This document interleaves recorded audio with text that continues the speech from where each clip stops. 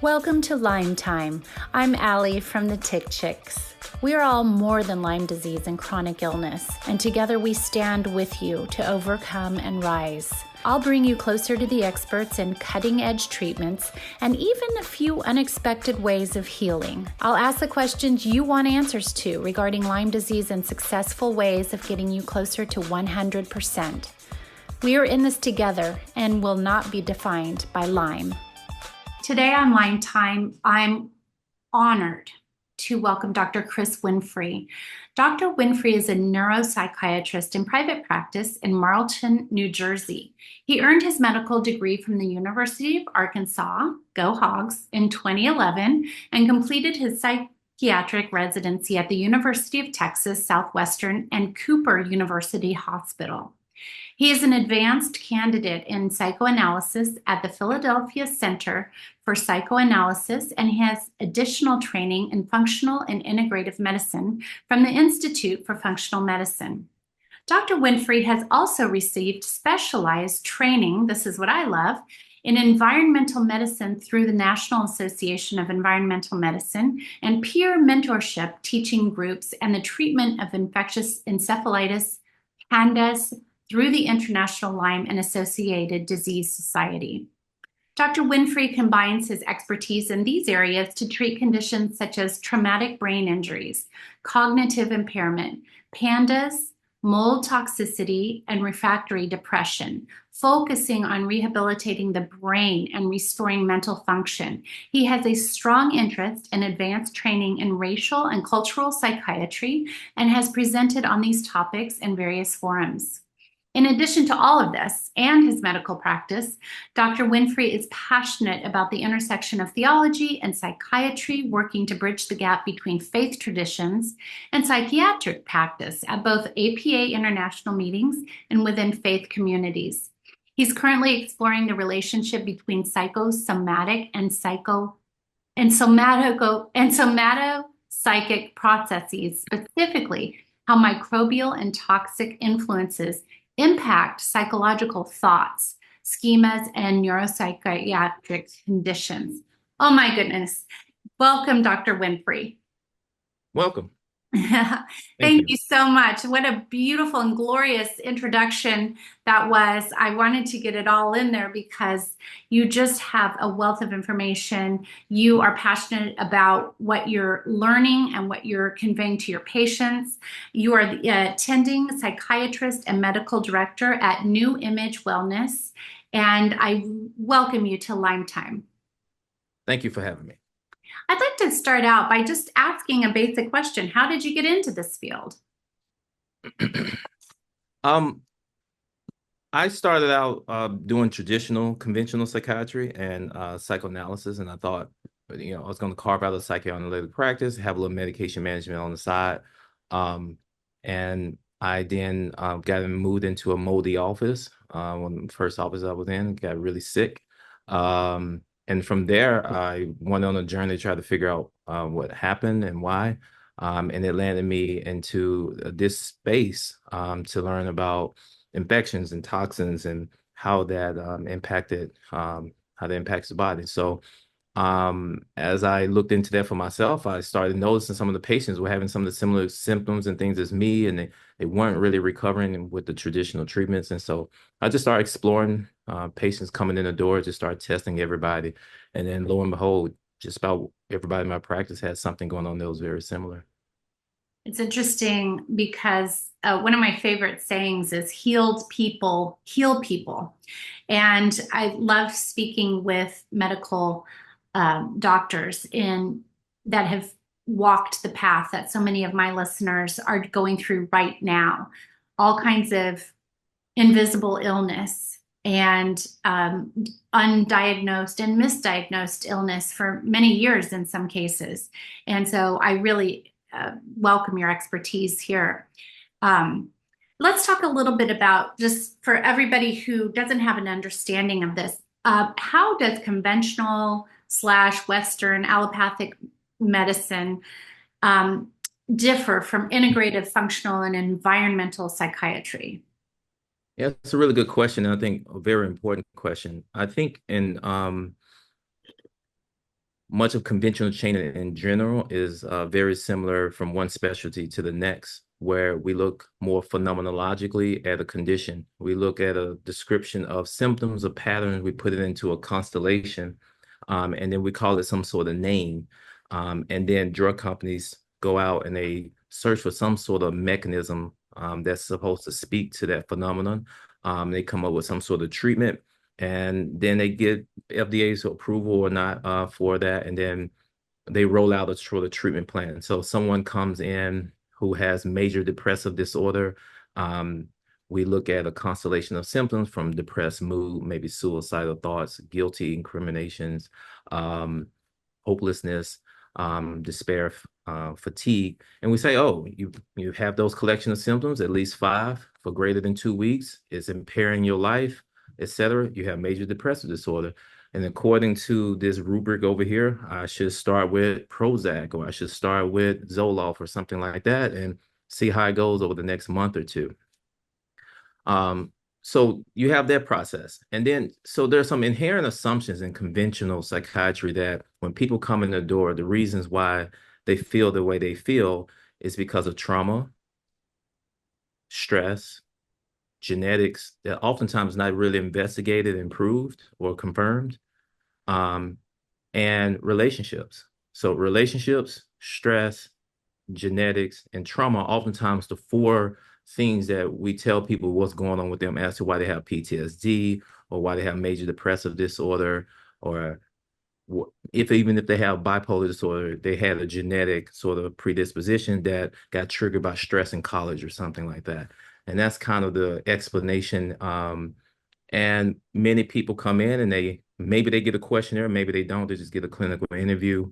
And those sort of extrapolations are made. And then some sort of treatment plan is rolled out in that respect. And in functional medicine and conventional medicine, with the subcompartment in psychiatry is different from in this regard, where functional medicine says, I want to get to the root cause. I don't quite know what it is, but I believe there's a root cause. And I don't want to stop at a collection of symptoms. I want to look at, if we're looking at a tree model, the branches and the fruit is the tertiary level. The trunk of the tree is the secondary level, and the roots of the tree are the primary level. And we want to get down to the primary level, honoring all levels, but we don't want to just stop at the branches and the fruit of how it looks and feels to us. We want to get down to the mechanisms of it. Integrative medicine says, I want to combine all of Eastern medicine, all of Western medicine, whatever medicine is available to me. I want to combine it all together and figure out what's going to be the best approach for this patient. Where Western medicine is great with technology, the MRIs, the gadgets, procedures, we're second to none in that. But when it comes down to how do you treat a chronic illness using various biochemical means, we're lagging in how to go about that. And I think Eastern medicine can really help us out with a lot of that. So if we can combine Eastern philosophy of healing and with Western technology and advancements, you get the best of both worlds. That's integrative medicine. Well, I really appreciate you dedicating a lot of time to ILADs as well, because, just what you spoke to, I think with Lyme disease and tick-borne illness, they're learning more and more and more each and every year. And if you don't stay current on that in our community, you kind of start relying on what was out 5-10 years ago, and it's just completely outdated. So I appreciate your dedication to that. Let's talk a little bit about Lyme disease and psychological symptoms. You mentioned that with conventional medicine, they might ordinarily look at a patient with psychological presentation and start with those medications. And that's perfectly fine. And I want to just kind of give acknowledgement to people that have been on that path, or maybe who are currently on that path. But what are you seeing when you go a little deeper with how Lyme can present cognitively, and what are some alternative methods to treating Lyme in the brain? So this is a really, really interesting topic, and one I've spent quite a bit of time thinking about. I'm reminded of a patient that I recommended take vitamin D. And I said, I'd give my standard spiel. Um, Blood count was very low. I said, we want to get you up to around 80 or 90, maybe a little higher, depending on where your inflammatory load is. I said, I want you to start at 20,000 units a day for about 3 months, drop down about 10,000 for the fourth month. We'll measure each month along the way. But this is the typical trajectory that I take to get people up to around 80 or 90. And then in the fifth month, we'll drop you down to about 5,000. So depending on what your levels show. Patient had been going along. I know I told the patient, you take it in the morning, you take with something fatty, it's stimulating you. And somehow he came back a month or so later, he was like, he's not sleeping. I said, why are you not sleeping? He says, well, you told me to take this vitamin D. I've been taking it. I said, well, when you take it? He said, at nighttime. I said, I know I told you morning time. And he was taking it at night. So I was scratching my head. I couldn't understand how that happened. And one of the things that happen in Lyme disease is things that are left become right, and things that are right become left.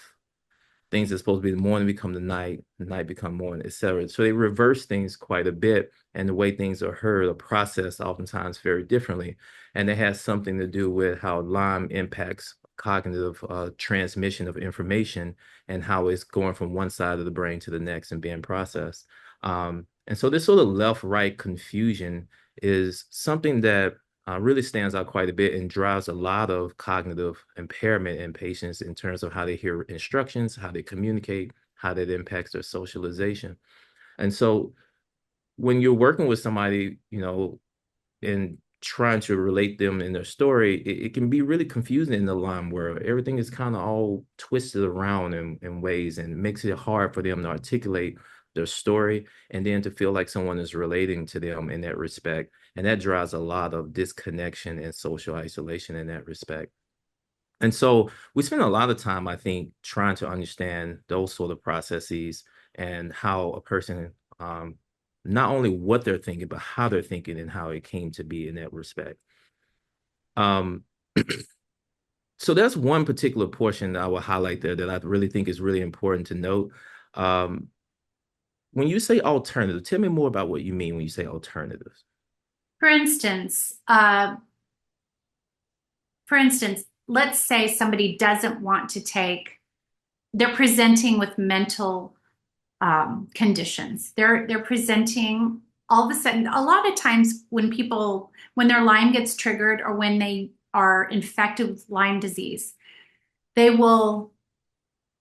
There's something called Lyme rage, or they will become cognitively impaired, like you said, or dysautonomia, or imbalance issues. But I'm talking about more psychiatric symptoms, and they can change seemingly overnight. And let's say you're a parent and you're watching your teenager or young adult go through this, and you think to yourself, what on earth happened to them? They may not have been bit by a tick. This may be a trigger from a previous infection. So I guess my question to you is, what if you suspect and confirm Lyme disease, yet they're presenting in a psychological way?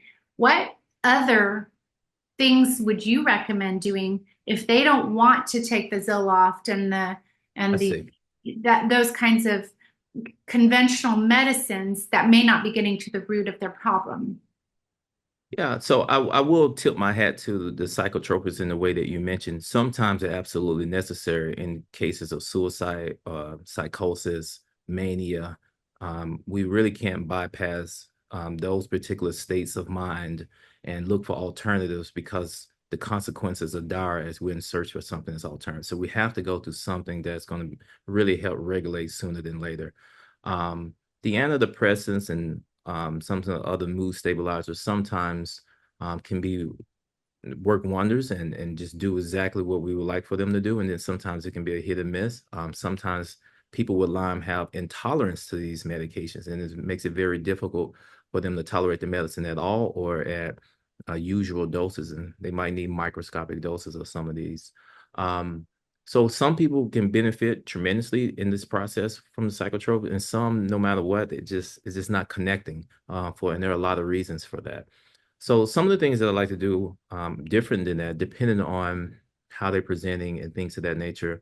I really like to tackle inflammation as much as I can. I like to throw any and every anti-inflammatory I can at it. I love inhalation glutathione as a great antioxidant. I love it inhalation. They breathe it right into their nose, and it helps to calm the brain down. I have a lot of patients on that.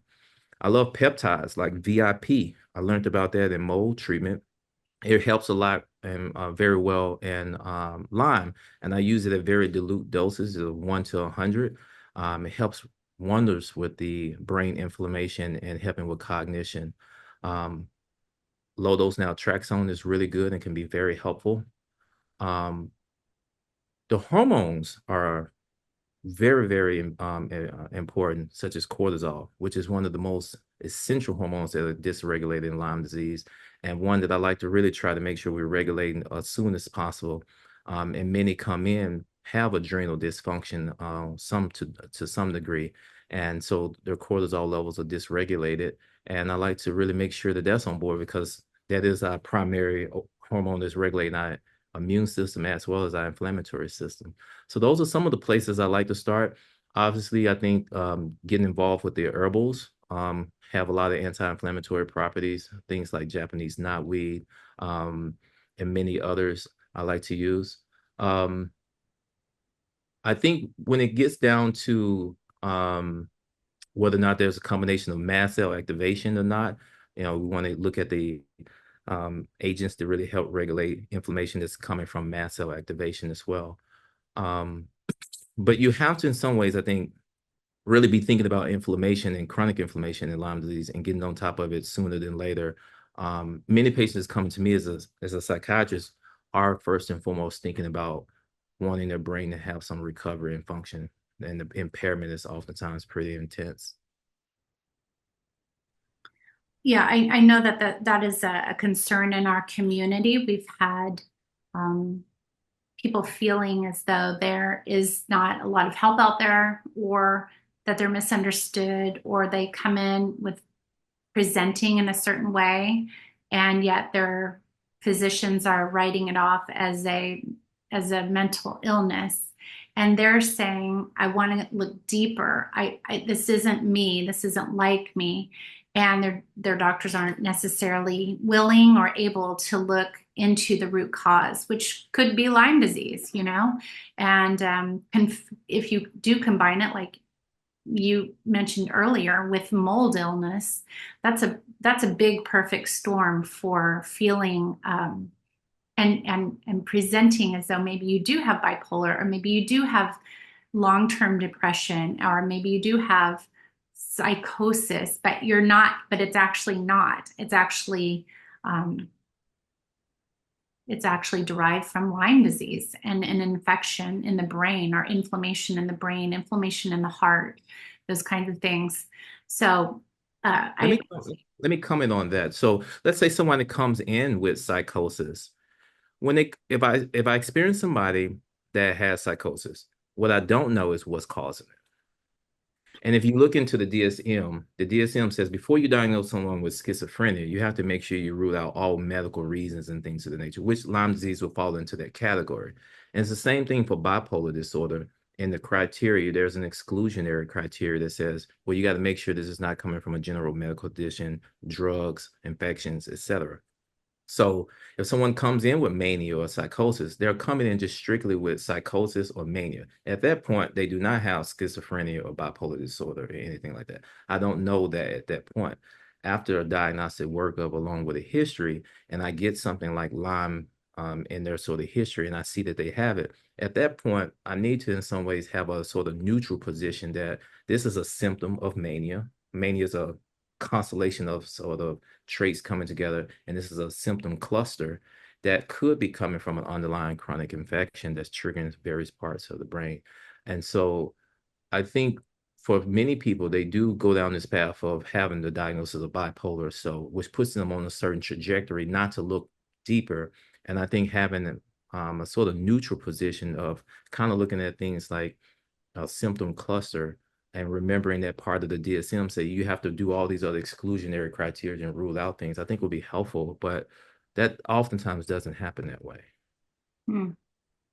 Yeah, and I wonder, I just wonder for anybody out there who's going through some mental illness associated with Lyme disease, if checking into the hospital and actually getting spending some time there and doing a lot of testing isn't really the best, even though it's going to cost you more in the beginning. But I think that's the point where people get and they've hit all the walls and they're dealing with somebody that isn't acting like themselves, and they want to know what can I do? What can I do to help this person out? I know that we have a lot to cover, and I'd like to work with you in a part two.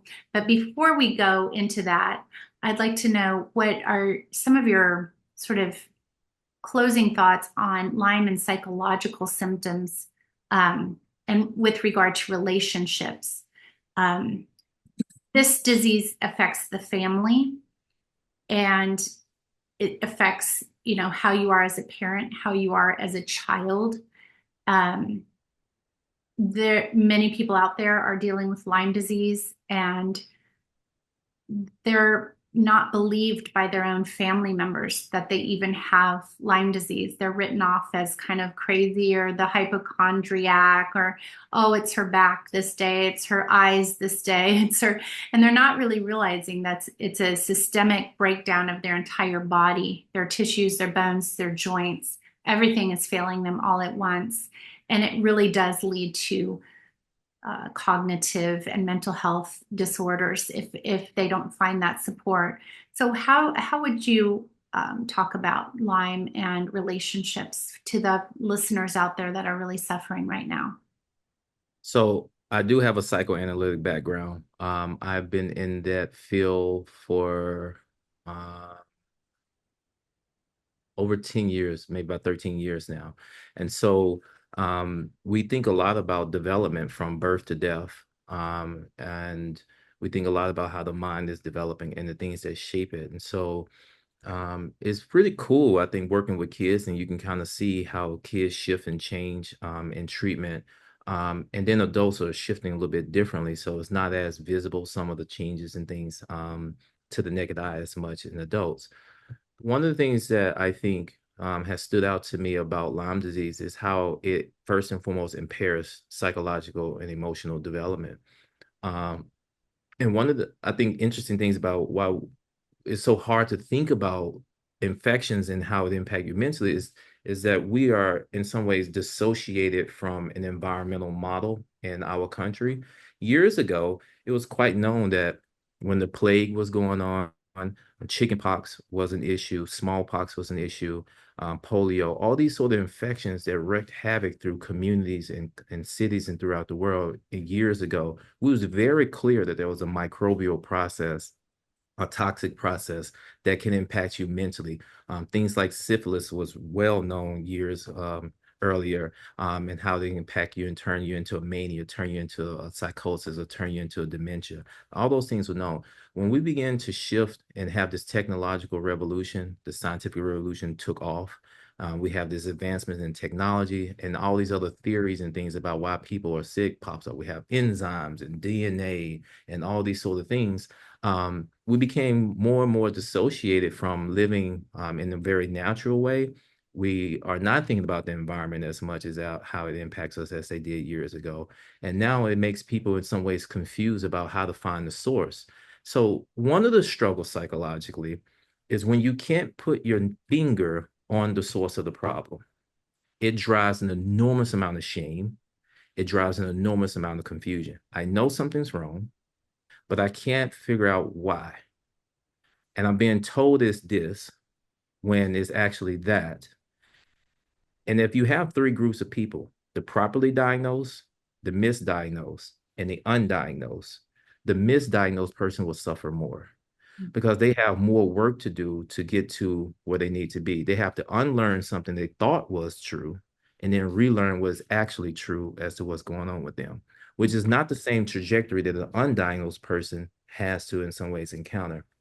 And so I think part of the matrix, the matrical sort of confusion First starts with us being dissociated, being more dissociated from an ecological way of being separated from the environment. And the way we live, we're indoors, we're not really engaging like that. So we're not really thinking that the environment can really make me sick. If I'm going to go out and hike or do whatever, I'm not really thinking that I can really get terribly sick from that. So we don't fear an environment as much. We're safe. We have a lot of things that insulate us. We're not thinking about the environment as a potential threat like we used to. Okay. When there's congenital Lyme transmission, one of the things that I see is a lot of early developmental struggles in children and a lot of parent-child conflict. When I have a parent come in and they've been fighting for years, ever since they were young or something like that, or if I see the kid fighting a lot with the mother, I started thinking about congenital Lyme. Um, we're taught in psychoanalysis that a lot of your problems start with your mother and father. And there's some truth to that. But some of that could be falsely induced if you have Lyme toxicity in your brain that in some ways tells you that your body is not right. And then you begin to, what I see quite a bit, where the person can't figure out what's wrong with me. So it must be my mother. The mother's going to invariably get the blame more than anybody. And so then there's this ongoing fight. You did this to me. It was you that was being born. I had one kid say the problem was that they was last in line and the mother didn't have any milk left for them. And so they just was railing against the mother for not having enough nutrients and things as to why they was, impaired. Um, that's tough. And then the mother can't quite put the finger on. She feels immensely guilty. And that drives a whole sort of dynamic that bringing together for them, hey, there is something going on here that's really no one's fault, and we can do something about that. And I think providing a more accurate depiction of what's going on can be very helpful in that situation. I think some of the other things about Lyme and relationships stand out to me is Lyme attracts Lyme. So sometimes people get in relationships with another person that has Lyme unaware that the Lyme changes the energetic frequency of the body to where the person now is attracted to somebody else that has a very similar frequency than them. I mean, has a very similar frequency than them. It reminds me of years ago, the leprosy colonies, where people hung out together that all had leprosy. And so I think a lot of people get together, you can see it in friend groups, you can see it in families, they hang out together unaware that they all have Lyme because they all have very similar personality traits, thought patterns, defense mechanisms, etc. And so they kind of band together in a way. And I think that can be helpful and comforting for some couples or whatnot, and it can be disastrous for others depending on what's going on. Now, there's a part that you highlighted around the gaslighting part, around the sort of difficulty with family members understanding what's going on and how that's impacting people. And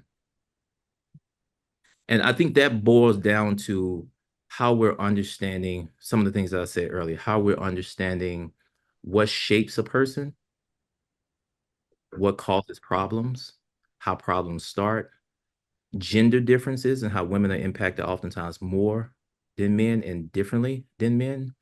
Um, how Lyme, for example, impacts auditory comprehension and can make children sometimes hard of hearing.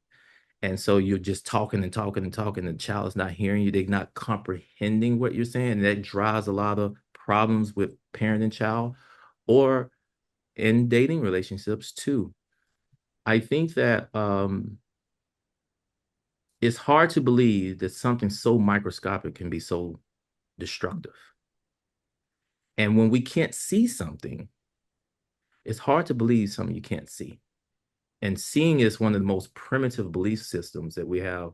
And so if we can see it like we can see a broken leg, it's more believable. It's very hard to understand something you can't see. And I think that challenges a lot of people. And because of some of the things I said earlier, we're disconnected from an environmental, so the model of how that can impact health, it makes it hard for families to believe. But years ago, I don't think this would have been hard to believe. But now today it is.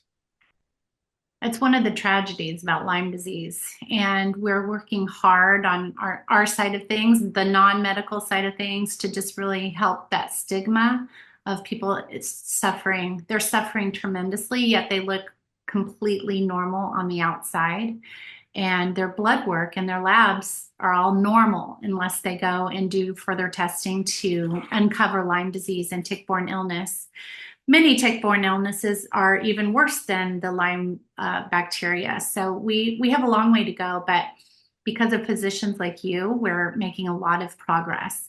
And I want to just stop here, and I want to invite you to come back for part 2, because I would like to go deeper into hormones, brain trauma, and a couple of other subjects in further detail. So I will see you on part 2, and everybody this will be the next episode, will be part 2.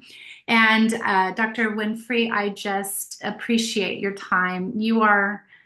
It's doctors like you that we need more of. I'm so inspired by speaking with you, just knowing that you know exactly what we're talking about here, and just having a wealth of information to all of us and to all of our listeners. And I look forward to meeting you in person. So we'll come back for part 2. Everybody stay tuned, and we'll see you at part 2.